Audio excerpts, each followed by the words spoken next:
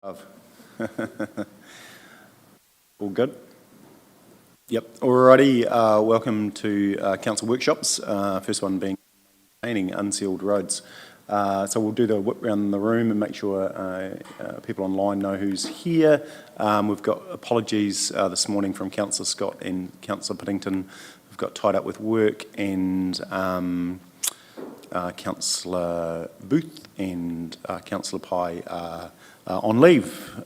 So me and Nigel, welcome. Councillor Scott Shannon, good morning. Morena, Councillor Gavin Oliver. Kura, Nigel Trainer, CEO. Morena, Susie Ratahi, Land Transport Manager. Morena, Selena Kunak, Transport Strategy Advisor. Kia ora, Peter Burt, District Councillor. Kia ora, Owen Jackson, District Councillor. Kia ora, Sally Parker, District Councillor. Alrighty, and we've got Rosie from the Community Board out at Geraldine. Great to have you with us, and some other officers in the room. So we'll pass over to you, Susie, to lead us away. Yeah, brilliant. Thank you very much for your time this morning.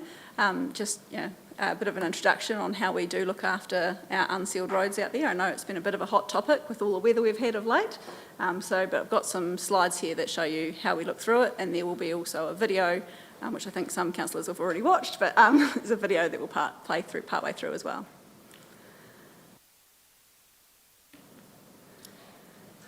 Yeah, so some key stats there for you to read. I won't read them out aloud. Just noting though that obviously our unsealed road network is very low volume, and even though some are access or secondary collector, which is one network road classification, a national road classification system, there is nothing kind of between 50 and 200, so a lot of our unsealed roads still sit under the 100 vehicles per day, even if they do sit in the access or secondary category. And we do recognise as officers that the unsealed roads are a crucial part of our network to get product from farm gate to export or manufacturing processes. Yes? So it's done per volume, but what if there was 40 heavy trucks? Is that even though it's not the volume of 50, it will be heavier than many cars? Is that not a consideration? Yeah, yes, correct. So as we get further through the presentation, there's a bit about prioritisation, and certainly our heavy vehicle routes are maintained more regularly than our light traffic routes. Maybe it's a bit controversial, but we do deliver one of the most cost-efficient unsealed road metling programs in New Zealand. So this is against our peers, which is provincial New Zealand. And you'll see with that wee arrow there, that is us. What's that? An average of under $1,800 per kilometre to maintain, which is very cheap. And how do we do it? So for nearly 10 years now, we have been undertaking a system which will show a bit more detail later on, called RoadRoid, which is a road roughness measure. So we've been able to measure the roughness on our roads for a very long time, which helps feed into that kind of demand and the issues that we have on the roads and helps us with our prioritisation. We also use technology, which we'll show in the video, which is compacting rollers and specialised grading parts, and not all networks, not all districts use this type of technology, and we have found that has kept us at a low cost end. And obviously in Canterbury, South Canterbury and Canterbury generally, we are very lucky. We do have good quality aggregate that is lower cost, generally some pretty reasonable cart distances between the sites that need the work. Susie, that bar there for the Thames Coromandel district, is that like because of their flooding and that sort of thing is that the reason why that's so high for them?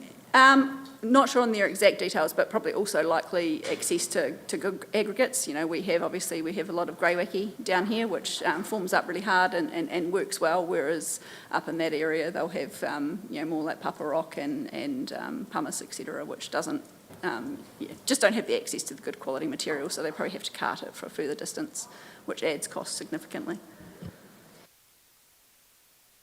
So what do? We do a lot of grading and metling, and so the grading program is variable, which you'll see on a further slide, depending on that vehicle use. it's seasonal and needs-based. So by seasonal, if it's really, really dry, if we say we weren't lucky enough to have a dry summer this year, though I'm sure the farmers have been pleased with the rain we've had. Unfortunately, the unsealed roads aren't so pleased with the rain that we've had, but if it's dry, we tend to not grade so frequently because all you're doing is disturbing those, what we call fines, which actually hold the road together. So, grading less frequently over summer, and then as we've seen in Geraldine recently, we know we get twice as much rain out there in the rain events. We've redirected one of the graders every second week to do more in Geraldine area, Peel Forest area, to catch up those roads. So it is very, very variable. And you'll see there we spend about $480 per kilometre on grading per year. That's our operational cost, so it's also light metalling, so where we'll go in and maybe have done a grade and just put a light sprinkle of metal on a road, which can be fine for those really low light vehicle volume roads. That can be maintained in perpetuity that way. That's also including in our operational cost. In our capital cost is what we call it wearing courses, but it is road rebuilding, and so we do build up up to 150 mil of compacted pavement to rebuild that road, and that is often mixed. If the conditions are right, we'll mix lime, like dairy farmers use on their tracks, which actually creates a hard crust layer. That creates a smoother driving surface, so a safer driving surface, and we actually don't put metal on top of that, and sometimes the public can get a bit confused that we're down to the base of the road, but actually no, we've created that specifically because it creates a nice hard crust, safer driving surface, lower maintenance, so we'll actually grade those far less often, and when we do grade them, we'd grade them with the specialist gear that we'll show shortly. What sort of advancements, in studies are going on around the world in terms of the material that is used for unsealed roads, or what we're using now? Is that it? Yeah, there is a little bit. So put this here so I can look at you. We do follow that and see what's being used, which is why we've tried the basalt rock, and that works quite well. You can also get additives which do reduce the dust and pack the road together. Unfortunately, the cost per kilometre and the frequency of renewal of those, operational cost would mean that you'd actually long-term be better off sealing that section of road.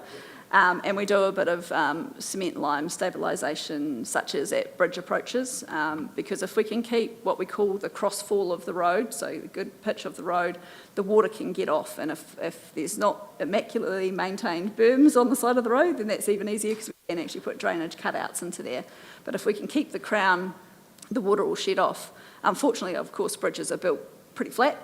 So often if you've got a bridge deck, it's flat, and then you'll come off the edge of the bridge deck or the edge of an old seal, and you'll end up with potholing there. So what we are doing is we're working through, as funds are available, working through a short stabilisation, so remixing that material with lime cement to actually create more of a crossfall coming off the crown, and gradually building that to match the existing road environment, so you'll have less of those potholes at the end of those areas. But yes, so long story short, we do monitor it, but there's not a lot of change out there.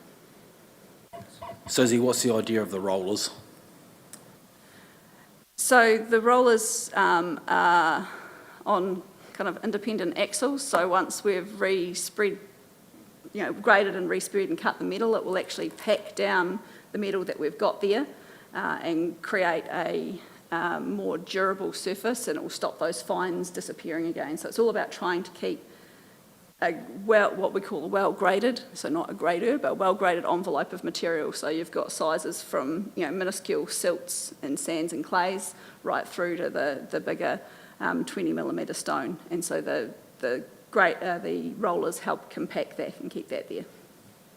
So they just do, like if you do 3 runs along the road, it rolls it 3 times. Like they don't go backwards and forwards and backwards and forwards and backwards and forwards at all. Because normally when you build a road, you spend about 3 days going backwards and forwards with a rubber tyre roller to create that crust to harden the road so it doesn't so the water doesn't penetrate the actual shingle. Yeah, no, it doesn't. We don't go back and forth all of those times unless we've got a road that has kind of, well and truly fallen apart and there's budget available, it's an extra basically to go in and spend that time re-rolling.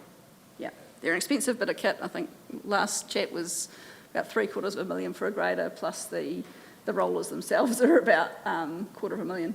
Do you feel it made a big difference when you got them? I think it has, yeah. So prior to working at Timaru District Council, I was also at Mackenzie District Council and watched what Timaru had done with the grading and how they'd managed to extend their grading cycles out that little bit, which also helps us be, operationally efficient. We actually included in the Mackenzie road maintenance contract to do the same thing. So, yeah, so it's working across a few districts, but it's not commonplace yet. Just another one. Is there still quite a bit of tension out there around the supply or obtaining the supply and a good supply of crushed metal for roads? I know that, to keep the cost down, they need to get it basically from an area that's proximate to a job, crush it on site and deliver it and everything like that. But I also know that there's been a lot of tension with getting that material out of rivers and everything around, and there was some discussion about going back to quarries and all sorts of things. Is that still a thing? Yeah, there still definitely is tension, and working with our neighbours at ECAN, making sure that we do have available resource for what is effectively a lifeline. We need to make sure our unsealed roads are maintained. As I said at the start, we want to make sure that we can get the product out from farm gate, and also provide those access opportunities into beautiful areas like the Te Aroha Trail. But yes, so it is still a challenge. We're aware that a number of the rivers are, the bed level is reducing. So it is a challenge, and we do have limited availability of gravel resource.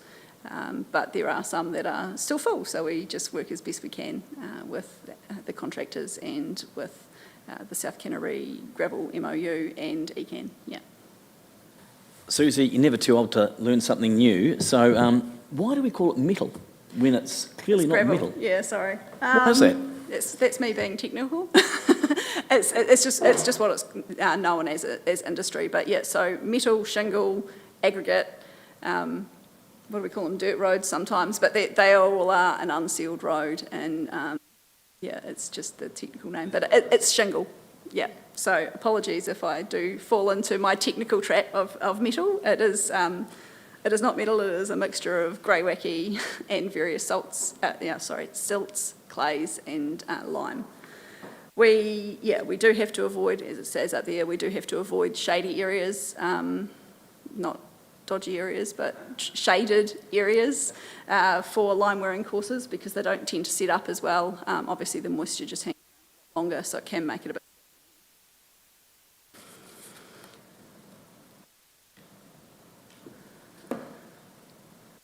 Yeah, so the life cycle of an unsealed road. So this kind of starts to go into what you were asking about, Councillor Parker. So a high-use road generally is a road that has a number of heavy vehicles on it.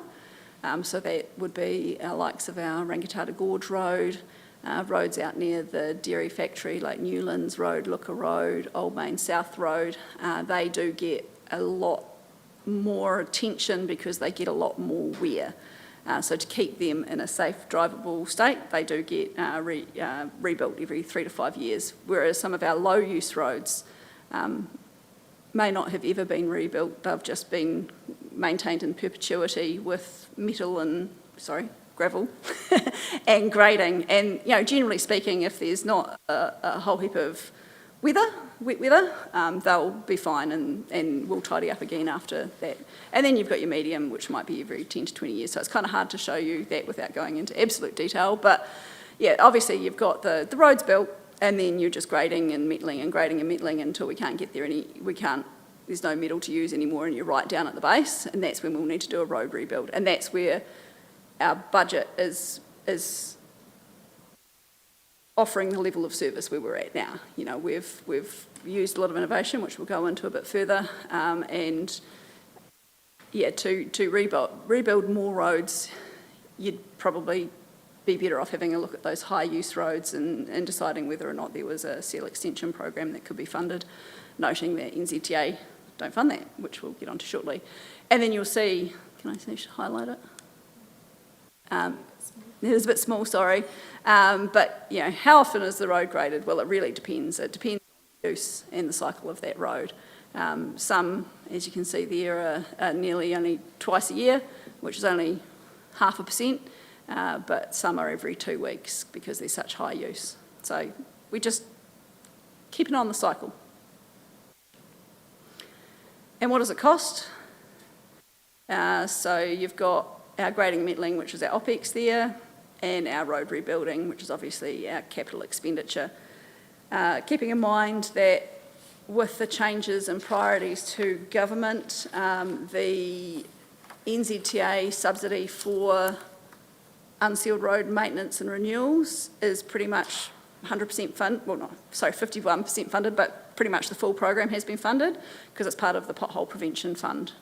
Same with the sealed roads, the drainage works. So it's one of those ones that we are basically getting the full available funding out of NZTA for the work that we do. And you'll see there, seal extensions, there is an ability to do seal extensions, however, the ability to get funding for those is severely limited. It'll be only when there is available low-cost, low-risk funding available, and also only for very short sections. So as I was mentioning before about the bridge decks, it's about those small seal backs to improve the braking coming up to intersections. So it's just about making sure that we've got funding there for that, but at the moment NZTA haven't approved any of that funding either, so it's very, very low priority. The long sections for seal extension need to be fully council funded, and ironically the areas that probably some of the public would like to see sealed are the lower volume ones that actually don't cost us as much to maintain compared to the likes of our Rangitata Gorge Road or our new.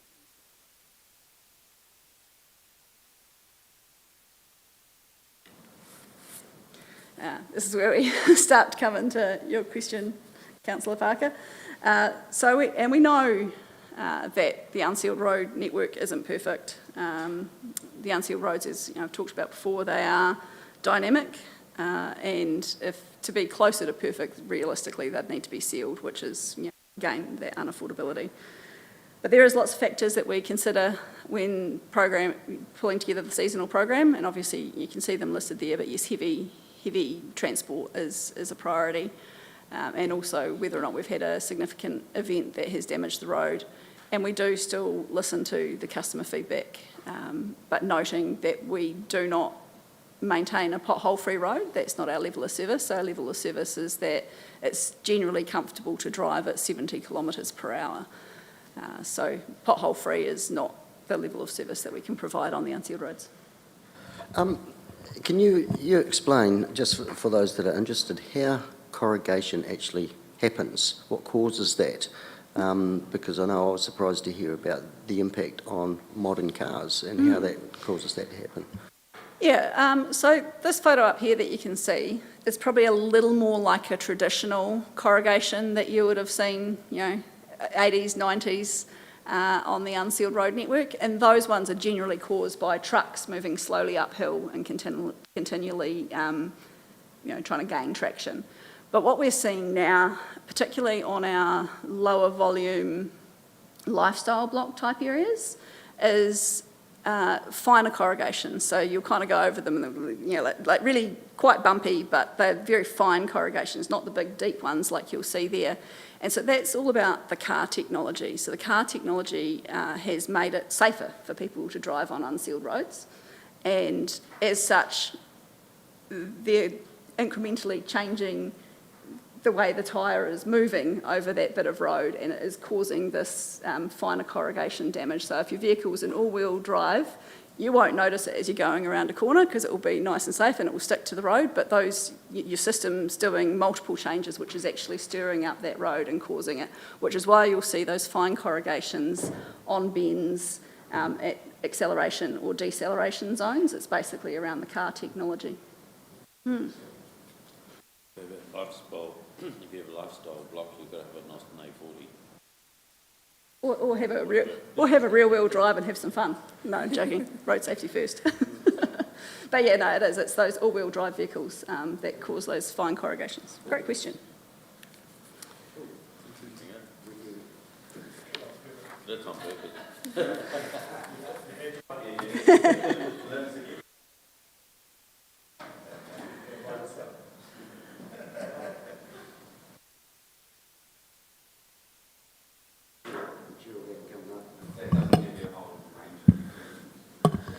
Just the roadside drainage maintenance, how much high shoulder work are we actually doing on the shingle network? And that seems to be a big problem of why the roads are becoming the way they're coming. I mean, some of them are just like bathtubs. They're holding the water on the side of the road and then they're just continually holding that water. Is there a budget, is there a number in the budget for doing high shoulder work on the roads, or do we not do any of that on the? So this summer, was another great question. This summer we have been undertaking a lot more drainage works instead of doing the grading. So we've been able to make some operational savings in the grading budget because historically we've kind of run out around February, March of grading budget. So we've actually gone, okay, let's take a more calculated look at this and undertake some of the drainage works instead. So yes, there is some budget for that. It's always a challenge. We do the drainage where the grass berm is less maintained. We do find if somebody has been mowing or cutting hay off the grass berm and we put a cutout or drainage, they are very quick to call us and complain, or call yourselves and complain about the work that we've done. But you're right, we do need to do more of it, and we have started doing that. Unfortunately, you know, the old saying, you've got to break some eggs to make an omelette to really get these roads continuing to provide safe access. We do need to do more drainage, and there is budget available to do that. So we are selectively doing them at the moment. So when I think of high shoulder work, and I see it out here on the highway at State Highway 1 here at Temuka, they've done a little bit of work there lately. And when I look on the internet and see, you know, have we really, how would I say, are we technologically advanced in some of this work? Have we got the right equipment? Because I see, you don't have to go far on YouTube to see equipment that actually does it more efficiently and can actually do the work. And we see around the streets and the roads that we see them, we're still doing it with a 5-tonne digger and 3 trucks, 26,000 cones, 4 guys sitting in trucks and all that, where there's actually equipment out there that can actually do this work. There's equipment out there that can do 15 Ks in a day. You'd be lucky to do that in a week the way we do it. But the equipment we're using here is just not, we need better equipment. And I think that's where we should be talking to places like Fulton Hogan and see, you need to find some efficiencies in how we do some of this work, because it's the public perception of efficiency that gets ratepayers, taxpayers and all that's riled up, isn't it? Whether it's how many people are on the job, how long it's taking, when it's getting done, what it's costing, what the outcomes are and all that. I mean, people don't ring up if the public perception of the efficiency of the work being done. Yeah. Generally, you don't get rung up, do you? So where are we going with talking to NZTA and saying, look, why are we still doing this stuff in a manner that's back in the 1940s, just about? You know, 5-tonne digger and 3 trucks? Yeah. Doing 60 metres a day? It seems crazy to me. You'll be pleased to know that we have recently moved over to doing a lot more greater blade drainage clearing, particularly on the unmaintained areas, and we do pick up the spoil where we need to, or if we can lose it to the side, then we will. So the work that we did on Taiko Road, not an unsealed road, but Taiko Road, cost us 93 cents per kilometre, so it was very efficient. So we are trying those things, and you'll note down here that we have this current contract expiry of the 30th of June next year, subject to a Section 17A review. So investing in equipment right now would be a bit of an ask for a contractor, but it's certainly something we are looking at and what we can incorporate into our contract to make really clear on what we do expect for the drainage work on the network. So that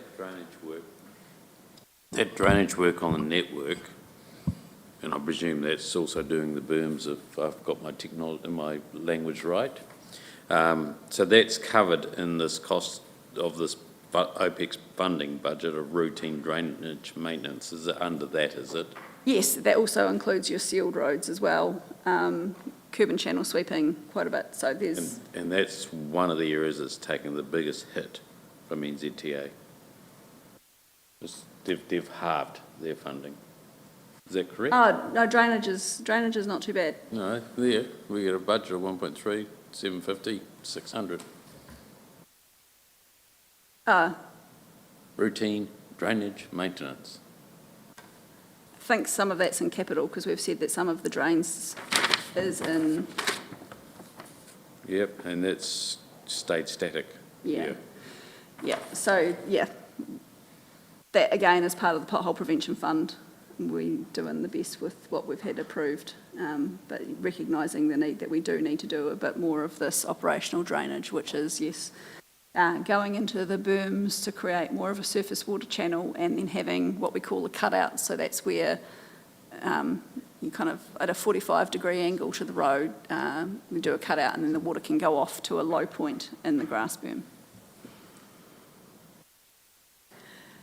So yeah, who does the work? So yeah, it is competitively tendered out as required under NZTA procurement rules, and we do use price quality method, which means that we don't take the lowest price, and the things that are considered a non-price attributes, so are your methodology, the resources available, picking up your point, Councillor Oliver, and also track record of contractor undertaking similar scopes of works. So, Can I go back to what Gavin mentioned?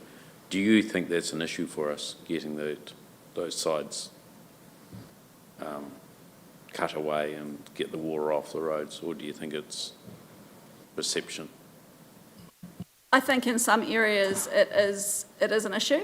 As I mentioned earlier, people get quite defensive when you start digging up what they consider part of their lawn. But it is just super important to keep the water off the road. So we're working on a bit of an education program on that to our public. But it's a national issue, and so yes, it is an issue. And as you point out, we've got more money in the annual plan, so we can start tackling some of it than NZTA have had approved. Yeah, ongoing. And we do manage the contract in-house with pre- and post-grade audits, and that's on at least 10% of the network every month. We can't do 100% of the network because that would require significant extra resource. Innovation. So we do a bit of innovation. I think you've seen me do this hand before when I've been in here talking about unsealed roads. Here you go, that's what it looks like. So it's a normal grader blade on steroids, I suppose. It's got what we call cat bits, but it's actually like a comb, and it just redistributes the metal, digs it up better, and we can see it more in a video. And we also have invested in that data system, Roadroid, that I talked about, which does measure the roughness of roads, and it obviously saves on significant consultancy costs because we gather that data in-house. Jess, would you be able to play the video, please?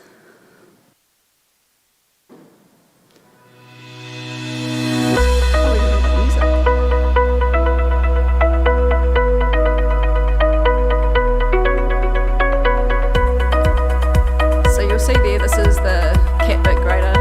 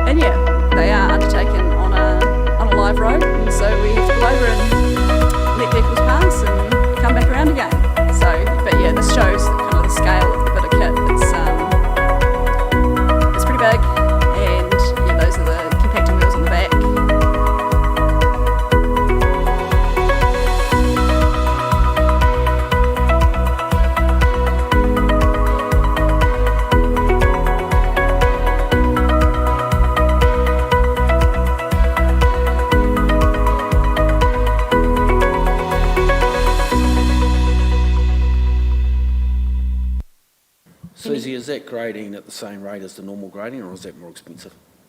Like that part of that procedure of that Yeah, grading? so putting the cat bed on is more, yeah, yeah. But there is a rate for it. Yeah. It's a lot more efficient and effective now with all that kit has. It's all GPS to levels and all that sort of thing. They get up, manual levels wherever they were going, do it by sight, and everything. Get your campers now, it's all happening while the whole process is happening. It saves a whole lot of time and effort. Yes, correct. And yeah, just having that continuous compaction, you can see it may not form the same crust that when you're fully rebuilding a road, but it certainly is better than leaving it open. So it's, yeah. Where am I? Sorry. And so how do we measure performance? So we don't just use the data tool, which I'll talk about. We do actually use our technical experience to go and have a look at these roads and pick up these things. So we do monitor all of that. You'll see it there, as I mentioned before, you've got that acceptable driving surface. Does it feel safe to drive at 70 kilometres per hour? Obviously, if you're on bends, then it's not 70 kilometres per hour, but does it feel safe? And have we got any roadside drainage there? And so the surveys that we've done over the years have shown that we do need to do more drainage maintenance. And as I mentioned before, that suitable crossfall, have we actually got a good shape of road, and have we actually got any metal there to grade? Now, you'll see this Power BI tool that we've developed, a demonstration. Jess, would you be able to go to that link? And so it's a bit of a live demo for this one. I'll need the mouse though. So you'll see on the map here, it's terrible, it looks awful because you've got all of this red, but actually it's just the way the system is. The red seems to overlap the green. When you actually look at the level of service that we've provided over the last year on the roads that we have measured, where nearly 95% of the network is meeting the level of service. That will also, we'll look at it when we zoom into a road, but you'll note that there will be areas that will have peak roughness, which is what we would call peak roughness. It might be a low spot, it might be a pothole on a bend, it might be corrugations going up a hill. Any takers for a favourite unsealed road that they'd like to have a look at? They actually don't look like they complement each other, those two. The pie graph looks so different to the map. Yeah, it's just that the red dots for some reason go over top of But even that number of red dots sort of indicates to me there's more than the percentages. Once we once we go in and have a look at a road, you'll see what it does. What one, sorry? Circum Road?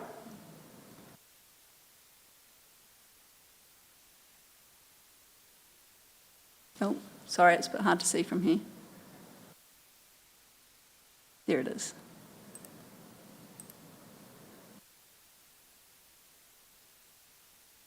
So if I go there before a grade,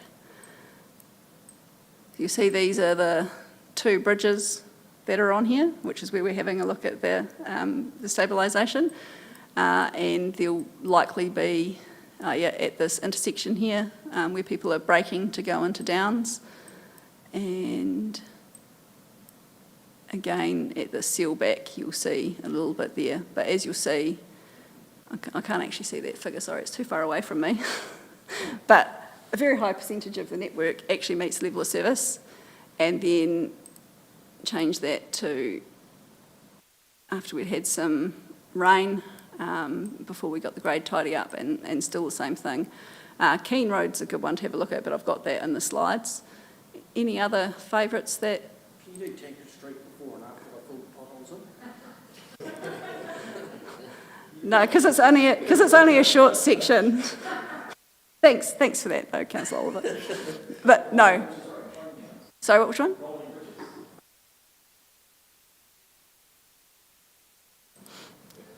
Probably worth having a look at Cliff Road as well. But you'll see there, again, you've got some peak potholes, but generally speaking, and when were those done? So we've got that on the record, so that was last done in February. So it's due another one, but as I said, we do 10% of the network every month. If we were to do more than that, we'd probably need 3 more licences, a lot more utes and more staff to drive around and check it. But yeah, and I'll...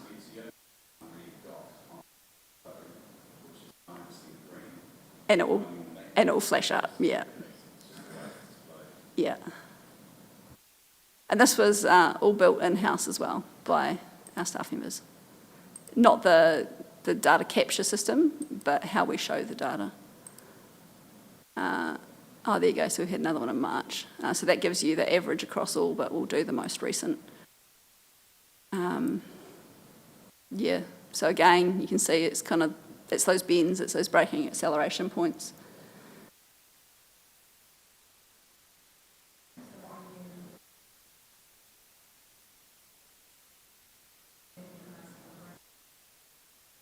Yes.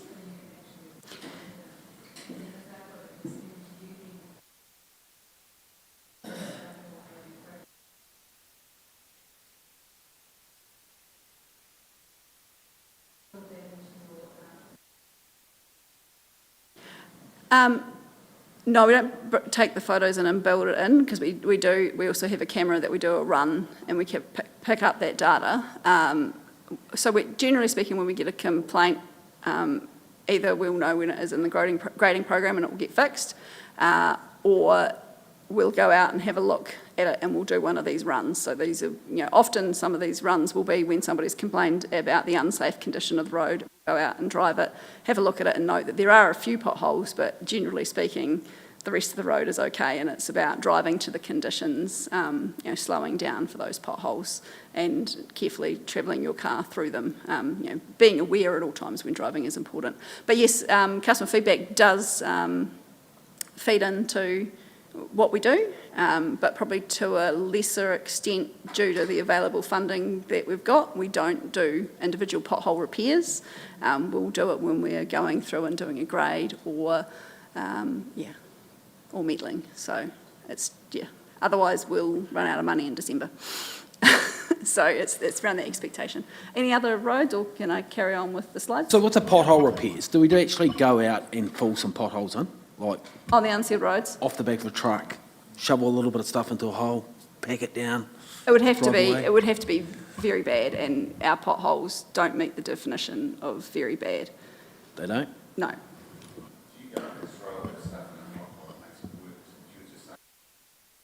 Yeah. Yeah, no, you do it properly. You give a compactor and all that, but I mean, like logically, you do it on a. Yeah, it's the cost of doing it. That's what it comes down to. Because So the perception is, you get a big pothole, it's this deep, you grade loose shingle in it, and a week later it's all gone. If you fill the void, the shingle can't get into it. So that way, you don't end up with it gone in a week. Yeah. That's what I'm getting at. I mean, you could say all you like that it doesn't work. Have we tried it? Are we trying those sorts of things, or are we just guessing it? Because if you put some clay in and give it a bit of water and compact it in, and does that not work or not? Because the public perception is exactly that. It fills up with loose gravel, a week later it's all gone, you got the hole again. You fill the void. Yeah, I think there's a little bit of a Phil Major pothole conversation, but it comes at a cost. And so we've, if we want to, it's effectively increasing level of service, isn't it? So if we want to do that, we need to charge someone for it. So, do you include that in, a rating review? Do you put a target rate across all rural, rural users effectively? Or, what is the mechanism to get another 200k to have pothole people across the rural road system? And if we want to have, maybe that's the next conversation for, at the LTP, if we're going to focus on roads, etc., cost benefit of some of these other, the likes of the Rangitata ones. Maybe we sell some corners, where there's more degradation. I don't know, but someone's got to pay for it. So that's the question. I think through the rating review, there'll be a bit of an understanding on, what we're getting from those rural ratepayers and, and I mean the perception of what they're getting back. So maybe that's part of that conversation then. I would say though, as we have more rural residential, I'm assuming complaints probably increase, yeah? Absolutely. The key must be the cause and effect. It's not, potholes are there for a reason, and it's obviously this, the situational aspect of what the road is and its camber and all those sorts of things, cornering, but a lot of it has to do with heavy use trucks, all those sorts of things. That must be the major use of that's causing it. But throwing a bit of stuff and having someone go along and compact it and do all that sort of thing, and then try and put some stuff over it. The next truck that come along, if you're not doing it properly, like you can't just stamp it down in a little bit of a pothole and throw something on it. It's going to be pulled out with a truck and the first one that goes over it.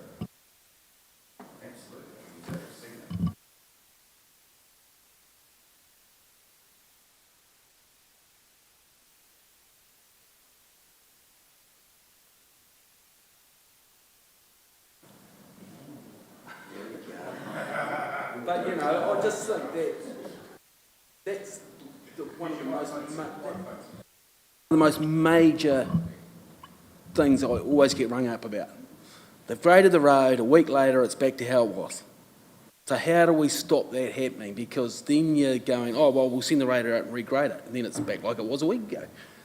I mean, what do we do? Have we gone out and trialled it? Have we gone and picked up some lime from out at the quarry out at Kakahoo, some lime rock, and stuck it in there and got a big plate compactor and compacted it in and leave it for 2 weeks and 4 weeks and see what it's like? And if that fixes the problem, a week of doing that, you'd have quite a few of the big the complaints you get on some of those roads, probably at a stage where the grader comes along and it's good again. I don't know. I'm just putting it out there, because if we keep doing what we're doing, you get the same result. I think, yeah, there certainly is something that could be tried, but it comes down to, the financial viability of it. And also, we really need to get to what the root cause of the issue is on those roads, and a lot of the time it is the drainage work. So it's about investing in doing the drainage at those key points, and understanding that we probably will upset a few of the locals that mow or maintain that verge. We have recently had a road which we'll be working with our legal services manager, where we spent about $13,000 doing drainage, and the farmer has gone in and filled in all of the drainage work that we've done so the water can continue to run down and scarify the road. So it's certainly a challenge that we do have out there, but making sure that we've got the drainage right will help with potholes, because the water will get out. Also making sure that we've got enough funding to do the full-scale capital metalling on the roads that need it will also help out. But the patches, it's also about managing those expectations. There will always be potholes on an unsealed network, because it is a dynamic network that is subject to weather and traffic, and we can't promise that we'll have a pothole-free network.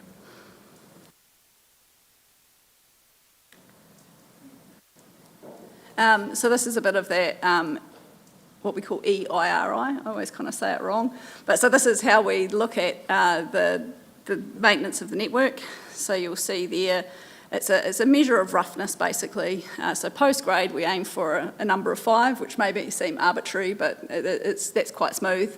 And prior to intervention, we look at having a EIRI of 8. So you'll see that's our funded level of service band. So this is average also, it doesn't include the peak. And you'll see over this page what that means on our network.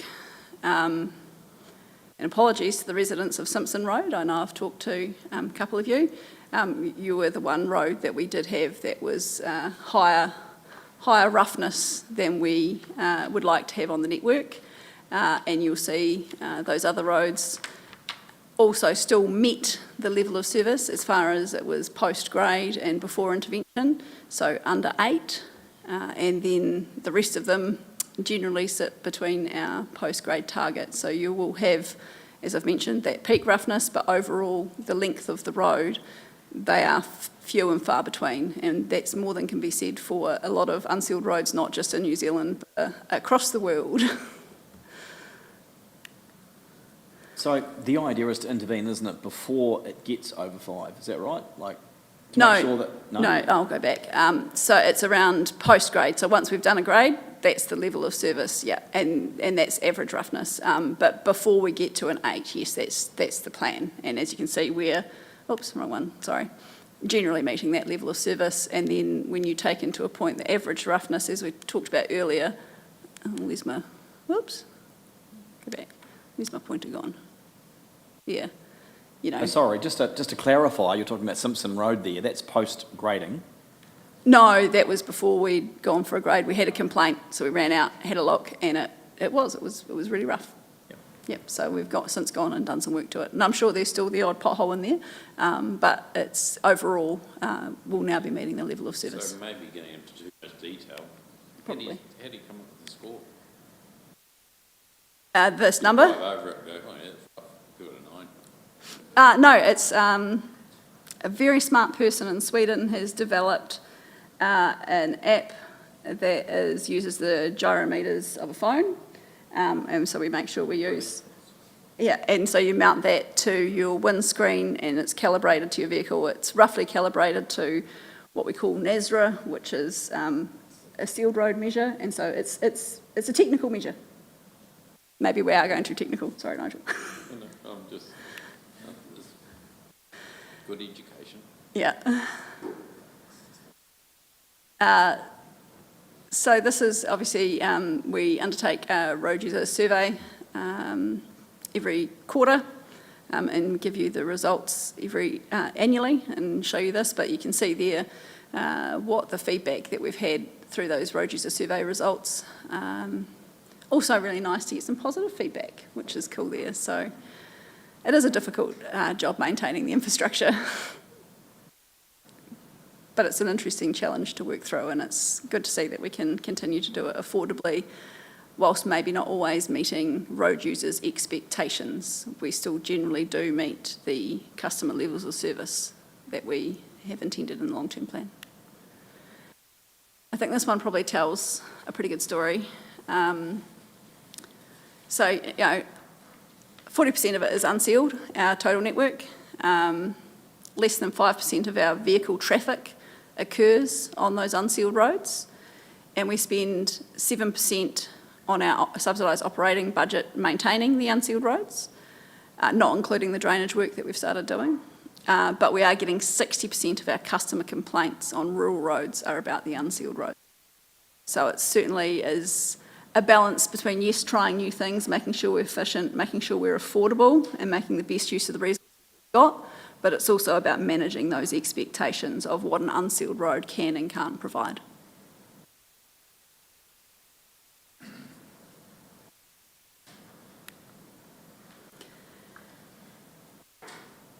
And yeah, I suppose that talks to it there.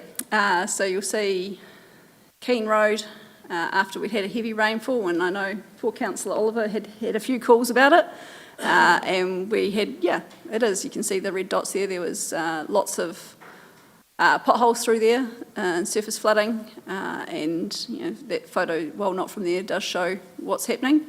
But we can't control the weather, but we do respond, and as you can see there, so that was the 15th of April, we had had some pretty heavy rain out there, and by the 5th of May, we were out there and had graded, and you can see the level of service had significantly improved. Yes, so some future improvement opportunities. We, as hopefully I've been able to demonstrate through the years of data we've captured, and comparing us to our peers, we are pretty much as optimised as we can get for the unsealed road maintenance and capital renewal of the pavements through there. Realistically, to do more, we do need more money, and we do not try and come to council with our hand out for this work. It's about managing within, we've heard it, we need to cut the cloth and manage within our available budget, so we're doing that. We do have a Section 17A review due, which will look at all roading services delivered, and we'll share this information as part of that review. We could, introduce a budget for seal extensions, and it would probably help improve customer satisfaction. Noting, though, that the heavy use roads might not be the ones that the customers want sealed. They might be looking at other roads, but also that does increase your sealed road maintenance costs over time. So that's something to think about, and also additional capital expenditure to get to that point. And we're also looking at not this whole Power BI tool, putting it out there, but maybe even just putting out a bit of a mapping service like we've got for our upcoming roadworks, just showing this is when your road was last graded and it's on this cycle, so it's roughly due around there, give or take a couple of weeks, depending on work happening on other parts of the network that might need some assistance. And remember, there's a whole heap more information, if you needed more data, in our asset management plan. And any other questions? What are the most used shingle roads? What roads are the most, have the most traffic and are at the highest end for seal extension work? Can't talk to what would be at the highest end for the seal extension work, because we do have to run that matrix, which requires a bit of work in the background, which is part of the seal extension policy. But officers note that we spend about 30% of the capital renewal budget in any 1 year renewing pavements on Rangitata Gorge Road, and would recommend that there's some hills and bends on there that if we could seal out to the bottom of Coal Hill, we'd have a lot less issues out there. And also out near the dairy factory in Clandyboy, there's another lot of high-use unsealed roads, Looker Road, Newman Road, Old Main South Road, Orton Rangitata Mouth Road. Those are some pretty high-use ones in that area. So the Coal Hill Road was the one that we were going to do, but we decided not to last time. I think that was Tata Gorge, wasn't Yeah, but it was the part of Coal Hill that was the one we put put forward to forward, council yeah. to do, but we decided that we wouldn't do that. Yes. Yeah. And the reason that's so bad is, and it's steep, is because, trucks were getting stuck on it. Like, you got to remember, they're taking 50 tonne of cattle out of there every other day and all the rest of it. So that's been an issue, I know, from people up there saying trucks can't get up there at times and all the rest of it. So, yeah, that would definitely help out those people up there in the future, that's for sure. Yes, and obviously there's been an increase in forestry out there recently, which is driving a bit more damage in that area too. But yes, basically it's, the geography of that road and the high number of that road would be recommended from, and as previously recommended, from officers would be one that would be good to seal. Not all the way out, obviously, because that would take all of the money for years and years and years if there was available budget, but getting those hills and bends sealed would create better ongoing access and realistically lower, what we call lower whole of life cycle costs, because we wouldn't be going back there every 3 to 5 years to renew the pavement. Say 30% of the budget, what's that, just for the people watching, what's that as a number value of that? It's looking like, when I looked at the numbers of the capital and the maintenance, it's looking like a third of about 1.3 million, is it? Is that right? When you look at your 25-26 plan of about 600 in capex and about 700 in OPEX for shingle Yeah, roads, so it's about 30% of that cost. It wouldn't be 30% of the operational cost, but it is one of the roads that's graded every 2 weeks, so it is a high cost road to maintain. And yeah, it would be around that 200,000 per annum spent on doing that road rebuilding, wearing courses on that road to keep that accessible. So interesting enough, and I think we should probably at the next LTP have a good conversation around, which ones, could be brought forward. But it'd be an interesting conversation with the community, because actually the ones that we identify are probably around the economics of use. And so you can fix Rangitata, that's, great, and do some of those, do the hill and what have you, but your complaints probably won't come down relative to the increased investment, because actually your complaints are coming from lifestylers. So, but I would imagine we would probably end up making decisions around where the heavies and the economics are as far as sealing, which is, yeah. Well, I think when that came out, I think the economics of it was quite high with what stuff comes out of there as far as agricultural but it's who you pay stuff. for the road. Yeah. And that's a different conversation. Yes, economically a lot comes out, but who pays us? I mean, typically you're rural are on 0.6 rates, and then you've got your trucks that are paying land transport, road user ruck. Ruck doesn't come anywhere near us. Actually, they're pulling it back. So they're actually, NZTA is pulling back on that. So there's some conversations to be had. Yeah, the chances of us actually getting our fair share of the money generated, it's been one hell of a battle to date. So to pay for it is conversation on, rating somewhere. So that's why, in my mind, it has to be an LTP conversation. It's one that should be had, though. Yeah. But it's like you either target the areas. I mean, and that through the rating review, then we get to look at if we keep differentials, the likes of differentials on forestry and addressing those sorts of things, because those ones should pay if they're, destroying a road. Is fair, I think. We blame the logging companies, but it probably comes down to the people that own the forestry blocks, doesn't it? I mean, the logging companies and the trucks they use and all that have got a simple answer. Yeah. Pay road user charges. No, totally. And so the only mechanism we have to, I mean, I don't know if you remember, you would have been here, Gav, we had someone come and request that we seal their road because it was about to get logged. That was 5 or 6 years ago, I think, out that way somewhere. Because his forestry was mature and in the next couple of years he was going to be harvesting. And he thought he'd, generated enough off that land, paying rates to get that road sealed. But, someone's got to pay, isn't it? And the only means by which we can gain revenue is to put more tax on the land. Yeah. So we thought, well, this is nice. We thought we would actually highlight what's going on with roading for the total roading, and we tried to simplify it. So there's a couple of slides up here that we can talk to. So in our annual plan, we planned expenditures $7.2 million of OPEX for our roading, and that covers off, everything from sealed pavement maintenance, unsealed pavement maintenance, blah, blah, blah. The stuff that is able to be subsidised, not including the stuff that we do unsubsidised. So the NZTA funding has been confirmed at 2.8 million. So historically, on the right, we would normally rely on 51% subsidy for these. It's dropped to 39.7.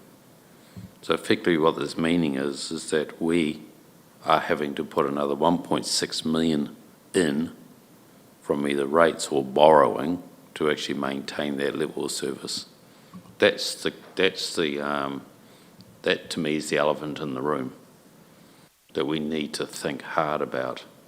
The biggest areas where the differences is on the OPEX is we plan for 1.352 in routine drainage maintenance. That approved is 750. Structure maintenance, 774 we had planned, and it's 402. Environmental maintenance, we planned 1 million, is 700, thereabouts, difference of 300. And the other big one is network service maintenance, which is your signs and road markings. We planned for 1.28 and it's 1.04. So there's some big differences there that we have to fund somehow. And when you stand back and think about we're running a OPEX deficit before your vested assets, that 1.6 is more or less adding to that. And then it has to be funded somehow. So there's quite a bit going on here that needs to be thought about, and that's why through the consultation we were saying we need to think about roading. Now there are other councils that have been in the same situation to us. They've done that historically. They're pulling back this year. So we need to think about it, and particularly for the LTP, I think the next long-term plan, we need to think hard. Then on CapEx is similar. The next slide is the CapEx. So again, we've got 20.5 million in our plan. So results in NZTA share of 44% and ours is 56%. Funded by depreciation and loans now, whereas if you pull back your CapEx to get the NZTA share to where it normally would be, you'd be 56 and 54, so it's a more or less a reverse, and result in 19.3 CapEx. Again, another thing to be thought about. because we are going to have to borrow to do that CapEx, about 1.2 million. So when we're in our annual plan thinking, we need to think this through. Look, and I think this is the challenge when you're borrowing to do CapEx on roads. You know, what is the plan? If you isolate this as a business unit, what is the plan around that debt? You know, so every year that we borrow some money to do that CapEx, we don't have a plan technically. I would like us to be able to articulate this in a simple way so we can send it to the media. We've talked about that a lot, but people do need to know. I think certainly around here, there's been the odd story around the general underfunding across Canterbury, but I don't think we've done anything yet, have we? As far as, no, we haven't, no. I think it would be good, especially that OPEX one, for people to get a bit of an understanding, and then we can talk more about depreciation, because I see we've found our answer in this afternoon around how we're funding the trade waste.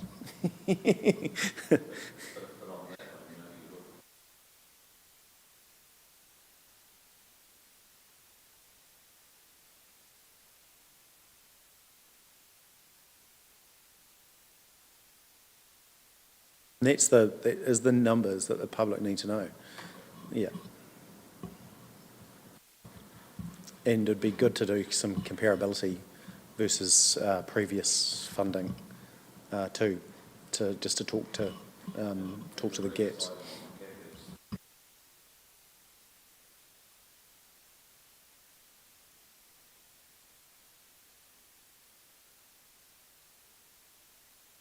Yeah, bridges and footpaths, and also I think traffic services is quite low too. Yep, you're right, bang on.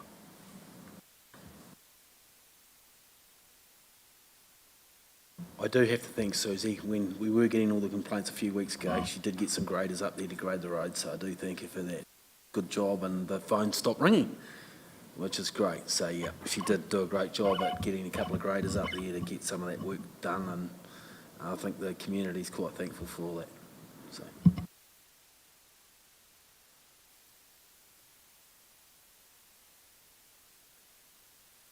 Oh, well, thank you very much for your time, and if you have any questions, don't hesitate to give me a call. Awesome, thank you. Appreciate that, both of you. And we do appreciate all the work you guys do within the budget, because it is a good job, but it's always going to be a challenge, roading, isn't it? But there again, it's core for us, roading and water, core, and so we need to, focus on do them well. So look, it'd be great to have a long-term plan next time that we're just focused on, roads, some exciting stuff like infrastructure, rather than vertical builds. Alrighty, so as far as the calendar, where are we at? What have we got another one this morning? Oh, yes, yep. So as far as the workshop, though, no, we're closed, so thanks for watching, and we have council meeting again this afternoon from 2 p.m. Thanks.